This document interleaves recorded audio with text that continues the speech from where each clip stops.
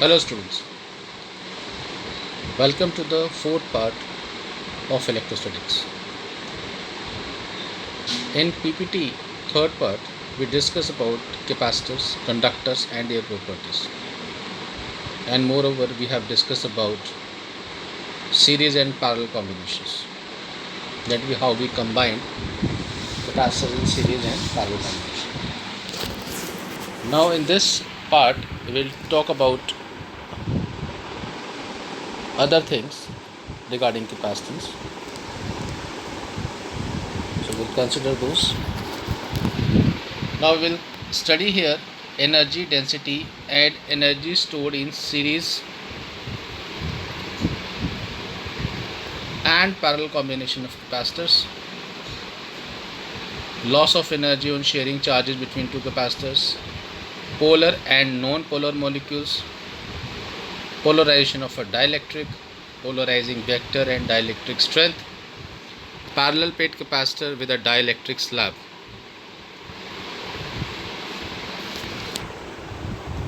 So now we'll talk about energy stored in a capacitor. You can see there is one block in which we have taken two plates. Blue is positively charged, whereas this yellow one is negatively charged, and they are connected with a voltage source V. Now the process of charging a capacitor is equivalent to transferring charges from one plate to the other of the capacitor. That means we transfer charge from one plate to another. It is similar of that.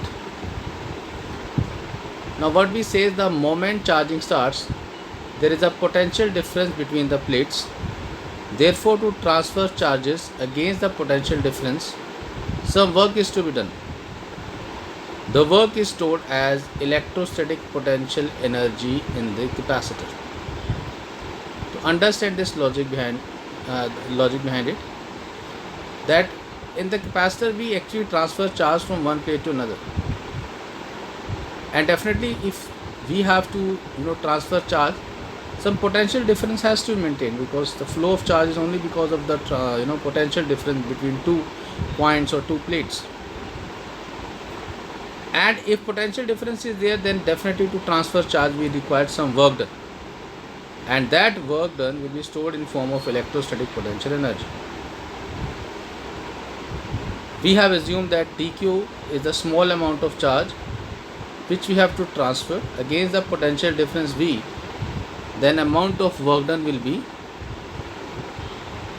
which will be stored in the form of energy, of course. That's why it is written du is equal to dw V into dq, where du is a small amount of energy which is equivalent to the small amount of work done. V is electrostatic potential, where dq is a small amount of charge which we are going to transfer. Now we know this, that V is equal to Q by C, that's why it becomes Q by C dq. So if you want to calculate the total work done when we transfer Q amount of charge, we have to integrate it. We know that if we integrate, integration of du will give you u, and now there is a integration from 0 to q, because we suppose that the initially capacitor was fully discharged. So C is constant because elemental values of dq, that's why this C will come outside. So we can write as u is equal to 1 upon 2 q square by C, because the integration of q into dq will be q square by 2. So half q square by C is the formula. Or we can also write half Cv square. How we write? Because q is equal to Cv, it becomes C square V square. C and C will cancel out in numerator and denominator. You'll get half Cv square. Or another formula we have, u is equal to half qv. Now how it comes? We know that C is equal to q upon v. Put in very first formula, you get this one, half qv. Now we are moving to the next, energy density. We know that the potential energy is equal to, or energy inside the capacitor is half Cv square, but capacity of a capacitor when air is present in between plate, we have studied in part PPT 3, C is equal to epsilon naught of A by D, because we have not taken any kind of insulator or dielectric medium inside it. That's why, and V is equal to ED also. We know this V is equal to ER. We have studied last time. So what we do, we will just put the value of C and V in the equation first, half CV square. So if you put the value, so after solving what we get, U is equal to half of epsilon naught AD into E square. This is only the energy inside it. But we have to find energy density. When we find a density, it is per unit volume, energy per unit volume. That's why they have divided both sides by A into D, where A is area and D is the distance between the two plates. A is in meter square, whereas distance is in meter, becomes meter cube. So AD and AD will cancel out from numerator as well as denominator. So what we get, the energy density, which is taken as U bar, is half of epsilon naught E square. So SI unit of energy density is joule per meter cube. Energy density is generalized as energy per unit volume of the field. Energy is stored in a series combination of capacitors. Now we talk about series combination. So we know that the series combination, the formula we have to take LCM. The number of capacitors 1 upon C is equal to 1 upon C1 plus C2 up to nth value. So if we find the U is equal to half of Q square by C, therefore U is equal to half of Q square, 1 by C will be this much. We put the value of 1 upon C in the above equation. So we can write as U is equal to U1 plus U2 up to UN, that is up to nth number. So the total energy stored in the system is the sum of energy stored in the individual capacitor. That means if we take the system, then if we take the energy stored in a capacitor, then to find the total energy of the system, we have to add energy of every capacitor. In this way we can find it. Now energy stored in a parallel combination. In parallel combination, we have to add only C1 plus C2 plus C3 up to nth value. U is equal to half CV square. So now half V square and C will be the sum of all. Therefore U becomes U1 plus U2 up to nth value. So the total energy stored in the system is the sum of energy stored in the individual capacitor. The loss of energy, see, when we share charge, definitely some loss of energy is there. Ideal transfer of charge is not possible. We talk about loss takes place when we transfer charge from one capacitor to another. We have considered two capacitors, and capacities are C1, C2, charge is Q1, Q2 and potential V1, V2. So the total charge after sharing is equal to total charge before sharing, because we say that the energy loss may be there, but there is no loss of charge because there is no charge leakage. So after sharing you will get C, charge is Q into CV. Suppose there are two capacitors of capacity C1 and C2. You connect them with the help of a wire, and they have a different potential also, V1 and V2, and you connect them with a wire. Transfer of charge from high potential to low potential takes place until the potential on both of them becomes same. This is known as common potential. So here V is a common potential between them. So it will be C1V plus C2V is equal to C1V1 plus C2V2, and we can find V also. V is equal to C1V1 plus C2V2 divided by C1 plus C2. The total energy before storing is half C1V1 square plus half C2V2 square. Now total energy after sharing the charge will be half of C1 plus C2 into V square. If you subtract them after solving the whole, you get this value, C1 C2 V1 minus V2 whole square by 2 C1 plus C2. So it is written, if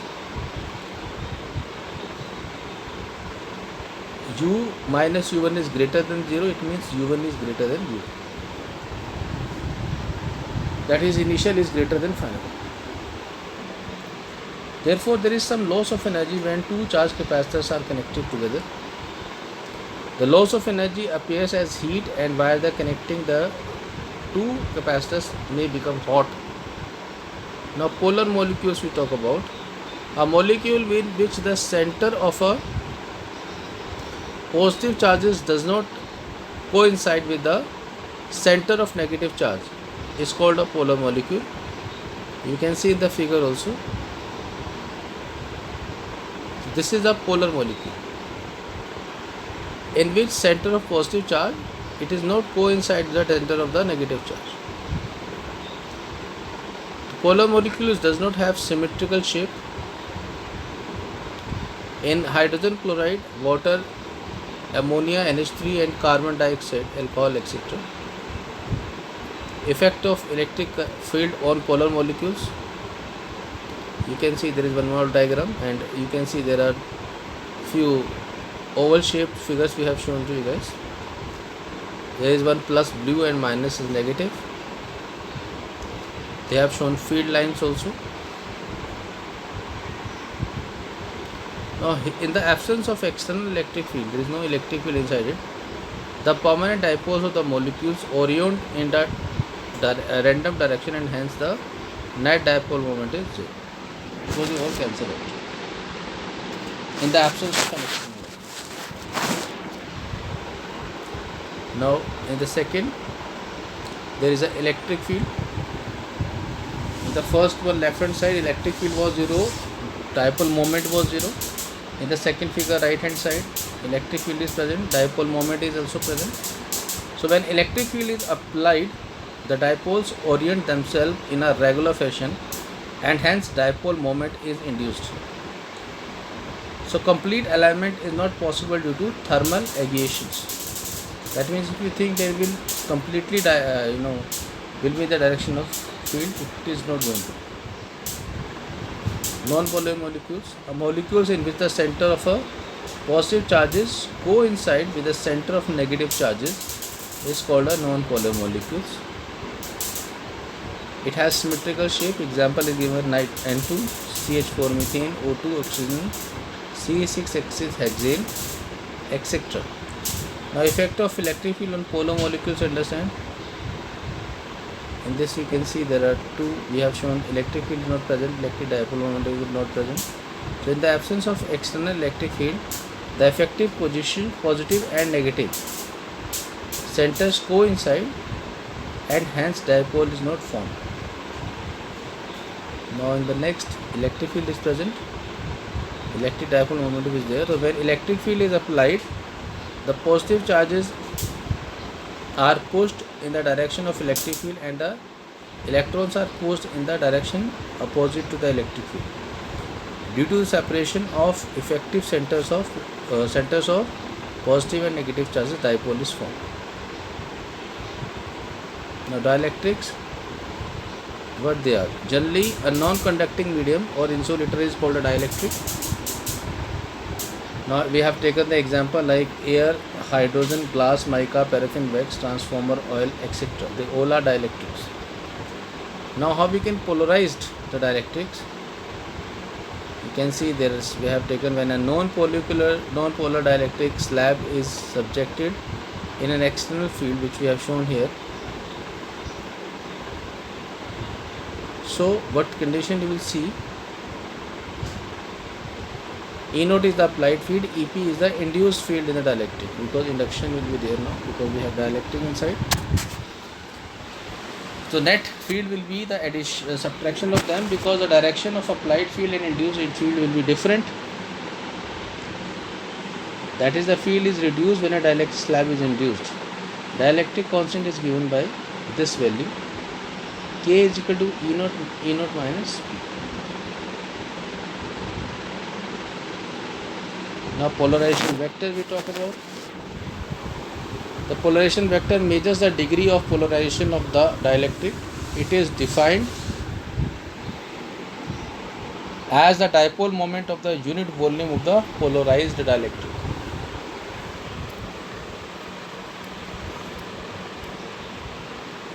So if we have considered N is the number of atoms or molecules per unit volume of the dielectric, then polarization vector will be vector P is equal to NP. The SI unit of polarization vector is coulomb per meter. Dielectric strength is the maximum value of the electric field intensity that can be applied to the dielectric without its electric breakdown.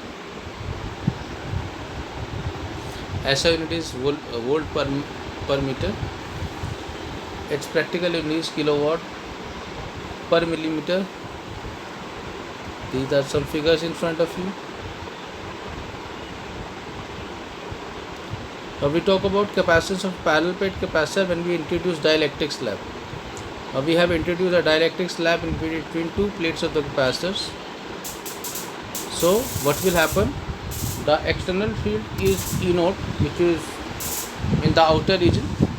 Now because of induction, in the dielectric slab also electric field will be present inside it, which is represented by EP. Now the direction of external field and the internal field inside a dielectric, they are in opposite direction. That's why net electric field we can consider the subtraction of both of them. It is E naught minus EP. So now what will happen? The total potential, where air is present is E naught T, or E and T we have taken, and rest in the part it is E naught minus EP. So K we know it is E naught by En, or En we can replace by E naught by K, and we get finally this value, E naught D minus T plus E naught by K into T. Now what will happen? We have to put the value of everything, and final result is coming epsilon naught of A divided by D minus T plus T by K, because the value of V we have put from the above. Or C can be written as epsilon naught of A D minus 1 minus T by D 1 minus T by K. If we take D common, only then it will happen. Another formula they have given, C is equal to C naught 1 minus T by D 1 minus T by K. This is the value of capacitor. C is greater than C naught, that is capacitor increases with introduction of dielectric slab. If the dielectric slab occupies the whole space between the plate, then T is equal to D, then C is equal to Kc naught